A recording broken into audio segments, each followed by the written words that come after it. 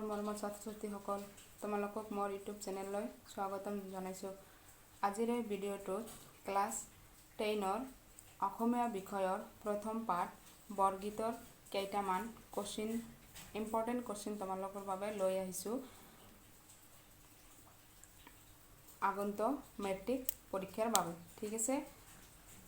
তোমালোকে যদি ভিডিঅ'টো চাই ভাল পোৱা নিশ্চয় এটা লাইক কৰি দিবা আৰু যদি মোৰ চেনেলটোত প্ৰথম নতুন হয় তেন্তে সাবস্ক্ৰাইব কৰি ল'বা আৰু বন্ধু বান্ধৱীৰ লগত ভিডিঅ'টো শ্বেয়াৰ কৰি দিবা যাতে আগন্তুক পৰীক্ষাত তেওঁলোকৰ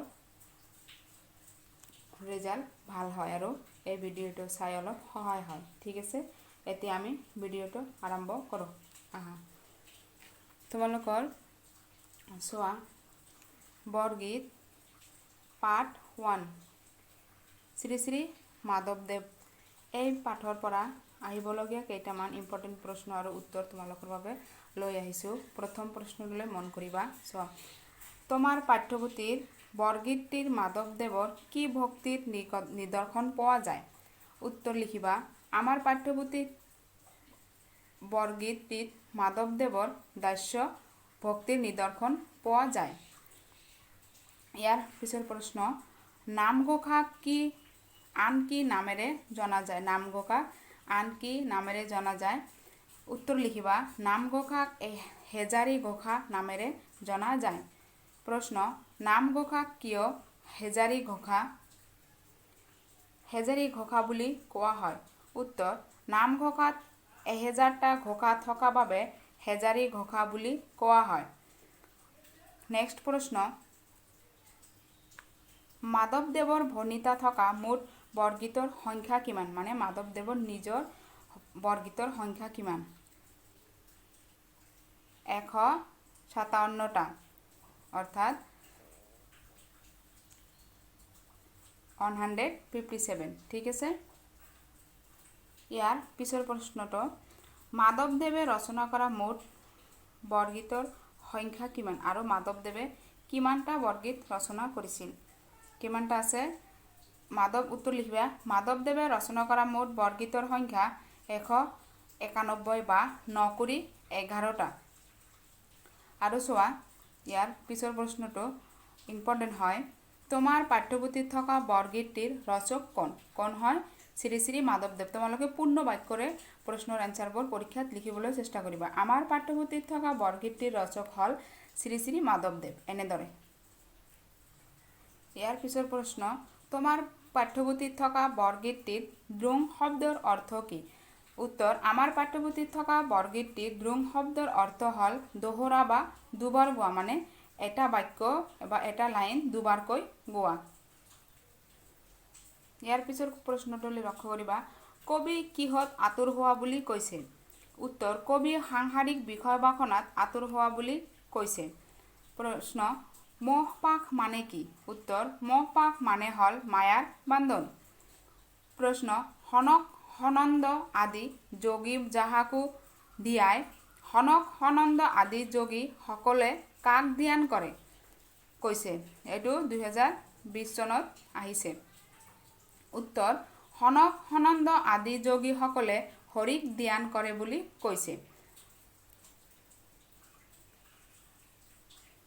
নেক্সট কোশ্চিন নেৰিবা বান্ধৱ মোক জীৱনে মৰণে কবিয়ে জীৱনে মৰণে নেৰিবাৰ বাবে কাক অনুৰোধ জনাইছে?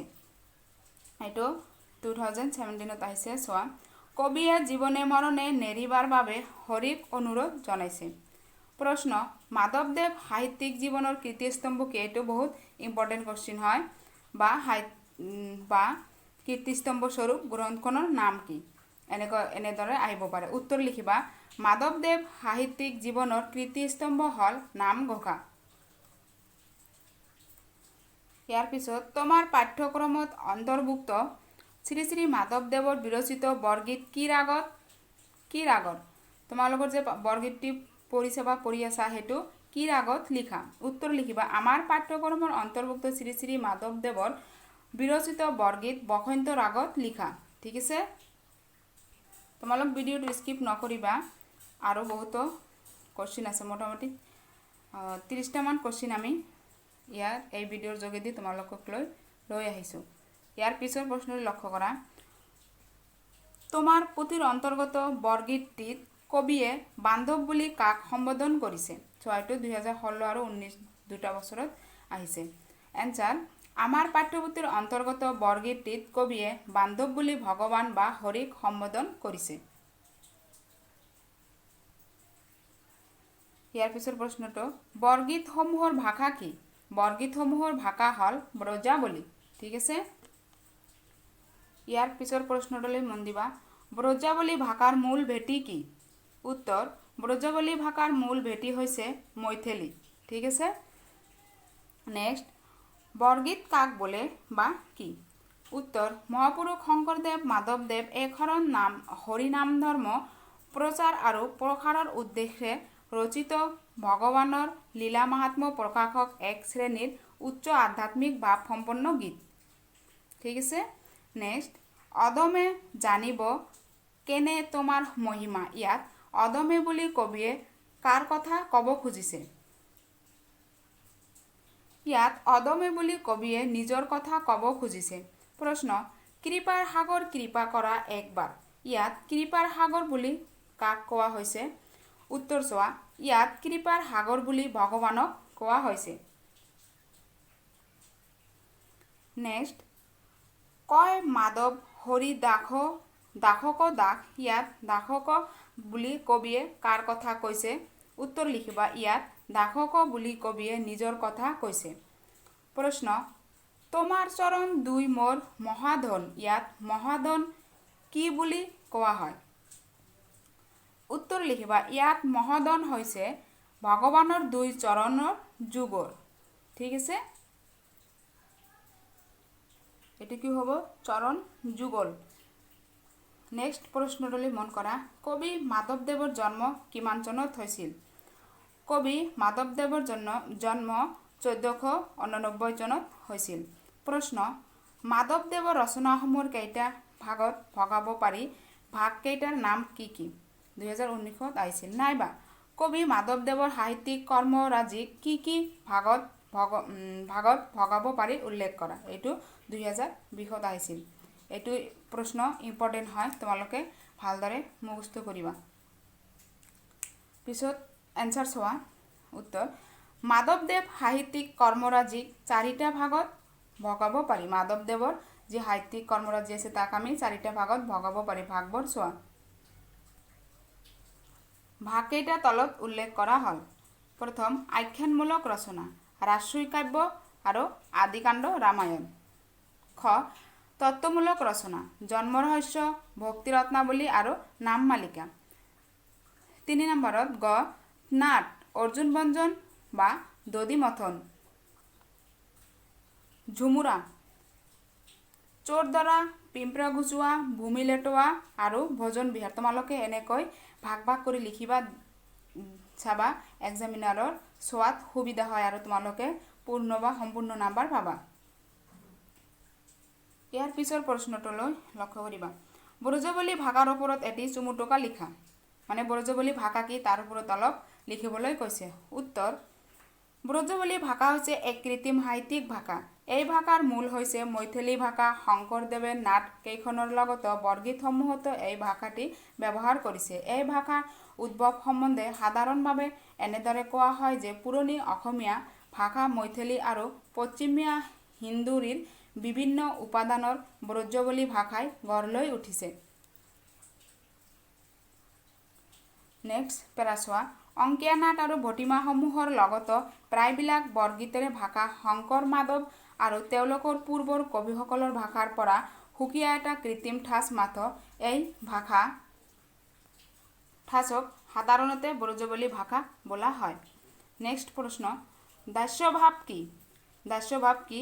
সংসাৰৰ প্ৰতি বিৰাগী হৈ ভগৱানৰ প্ৰতি ভক্তিত গদগদ হৈ নিজক তুচ্ছ জ্ঞান কৰি দানৰূপে আত্মসমৰ্পণ কৰা বাবেই হ'ল কি?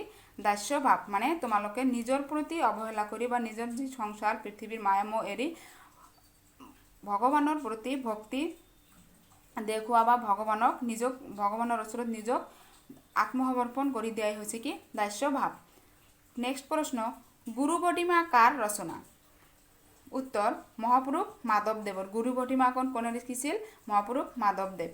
প্ৰশ্ন অসমত নৱবৈষ্ণৱ ধৰ্ম প্ৰচাৰক কোন? কোন হয়? মহাপুৰুষ শংকৰদেৱ। ইয়াৰ পিছত মাধৱদেৱ ক'ত কেতিয়া শংকৰদেৱৰ ধৰ্মত শৰণ লয়? উত্তৰ মাধৱদেৱে বেলগুৰি সত্ৰত 1522 চনত শংকৰদেৱৰ ধৰ্মত শৰণ লয়। নেক্সট প্ৰশ্ন বৰগীতৰ কেইটামান লক্ষণ লিখা। উত্তৰ বৰগীতৰ কেইটামান লক্ষণ হ'ল প্ৰথম লক্ষণ বৰগীতসমূহ শাস্ত্ৰীয় ৰাগ তালযুক্ত গীত।